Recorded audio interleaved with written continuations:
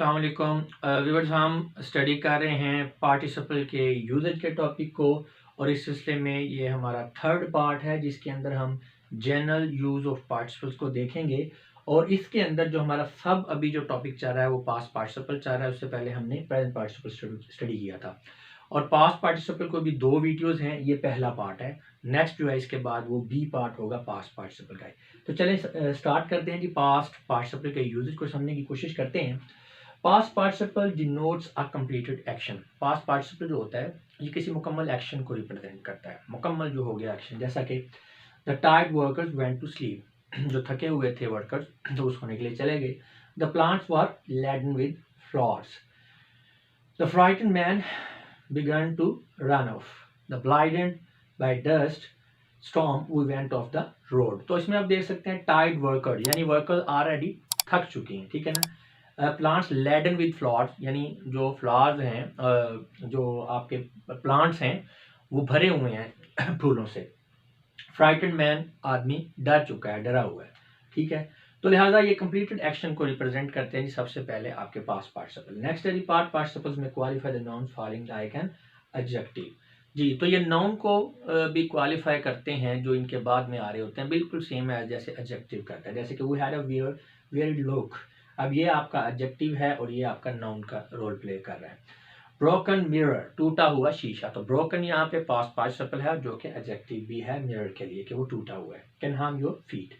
The injured man were sent to hospital, अब injured यहाँ पे पास्ट पार्टिसिपल है जो क्वालिफाई कर रहा है मैन को, तो लिहाजा ये एडजेक्टिव का रोल भी प्ले कर रहा है। नेक्स्ट देखते हैं जी past participles function as adjectives which are complements of the verb. तो पास्ट पार्टिसिपल्स जो है, एक तो ये है ना कि वो बिल्कुल नाउन से पहले आके उसको क्वालिफाई कर रहे हैं। दूसरा तरीका ये है कि वो इस तरह से एडजेक्टिव के तौर पर रोल प्ले करते हैं कि वो वर्ब के कॉम्प्लीमेंट्स के तौर पर आ रहे हैं, यानी वर्ब के फौरन बाद उसका जो फंक्शन है उसको कंप्लीट करते हैं। जैसे कि द वर्कर्स वर, कोई मीनिंग नहीं आपको समझ आएगा, लेकिन जब टाइड लग जाता है साथ में, द वर्कर्स वर टाइड, तो इसका मतलब है ये वर्ब के एक्शन को कंप्लीट कर रहे हैं, उसको मफहूम दे रहे हैं। इसी तरह the library was closed, the students were punished, students को सजा दी गई। अब यहाँ पे बेसिकली ये जो टाइड है ये एडजेक्टिव, ये क्वालिफाई किसको कर रहा है, ये वर्कर्स को क्वालिफाई कर रहा है। इसी तरह जो क्लोज्ड है ये लाइब्रेरी को क्वालिफाई कर रहा है कि लाइब्रेरी जो है ये बंद हो गई थी। इसी तरह पनिश जो है ये स्टूडेंट्स को क्वालिफाई कर रहा है कि वो जो है उन्हें सजा दी गई। तो लिहाजा यहाँ पे जो पार्टिसिपल्स हैं ये यूज हो रहे हैं एज अ सब्जेक्ट कॉम्प्लीमेंट, क्योंकि ये सब्जेक्ट को क्वालिफाई कर रहे हैं। In all these sentences past participles are used as subject complements. Next है past participle are also used as object complement. अभी यहाँ पे हमने देखा है कि जो पार्टिसिपल्स हैं ये ऑब्जेक्ट को बेसिकली क्वालिफाई कर रहे हैं और ये ऑब्जेक्ट्स के लिए कॉम्प्लीमेंट सब्जेक्ट्स के लिए जो है वो कॉम्प्लीमेंट का रोल प्ले कर रहे हैं। अब हम इसमें देखेंगे जो पार्टिसिपल्स हैं ये ऑब्जेक्ट के कॉम्प्लीमेंट्स के तौर पर किस तरह से रोल प्ले करते हैं। तो we saw the man injured, हमने एक आदमी देखा जो कि जख्मी था। अब मैन बेसिकली यहाँ पे क्या है, ऑब्जेक्ट है। सब्जेक्ट कौन है, वी है। सा क्या है, वर्ब है। मैन ऑब्जेक्ट है, तो जो इंजर्ड है ये किसको क्वालिफाई कर रहा है, मैन को। तो लिहाजा ये यहाँ पर ऑब्जेक्ट के लिए जो है वो बन रहा है कॉम्प्लीमेंट, ऑब्जेक्ट को कॉम्प्लीमेंट है। देखिए अगर ये ना हो वी सा द मैन तो मैसेज क्लियर नहीं है। तो जैसे ही मैन के आगे इंजर्ड लगा देंगे ऑब्जेक्ट के साथ उसका क्वालिफायर लगाएंगे तो ये मीनिंग क्लियर हो जाता है। इसका मतलब है जो लफ्ज इंजर्ड है ये आपका कॉम्प्लीमेंट है ऑब्जेक्ट का। The news left them, news ने उन्हें छोड़ दिया, क्या भाई, डेज्ड, हैरान। तो यहाँ पे जो डेज है ये किसको क्वालिफाई कर रहा है, देम को। देम इसमें ऑब्जेक्ट है तो लिहाजा ये ऑब्जेक्ट क्वालिफायर है। They have heard the song, उन्होंने गाना सुना, संग जिसे के गाया गया। तो in all this sentences the passive meaning of the past participles can be clearly understood. हाँ जी, अब यहाँ पे ये जो पास्ट पार्टिसिपल है ये एंड पे ऑब्जेक्ट कॉम्प्लीमेंट के तौर पर आ रहा है, लेकिन इससे आपको इसका पैसिव मीनिंग बड़ा इजीली क्लियर हो रहा है। यानी कि मैन इंजर्ड, इसका मतलब है कि आदमी जो है क्या है, जख्मी है जिसे देखा गया है।